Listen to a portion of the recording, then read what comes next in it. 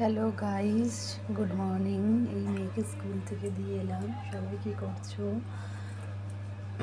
সবাইকে স্কুলে মেয়ে বা ছেলেকে দিতে গেছো না বাড়িতে কাজ করছো? কমেন্টে জানিও। আমি জাস্ট এলাম, আর এসে দেখো তোমাদের দাদা ঘুমোচ্ছে এখন, মশারি টাঙানো। আর ঠাকুরের পুজো বাকি আছে, মেয়ে এসে করবে। এখন আমার প্রবলেমে আমি করছি না, কাল থেকে করব।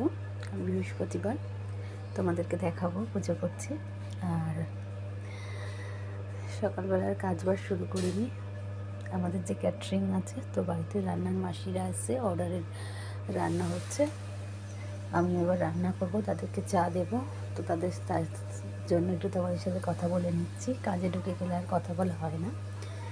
তো সকালবেলায় সবাই চা খেয়েছো, আমরা স্কুলে খেলাম। টাটা।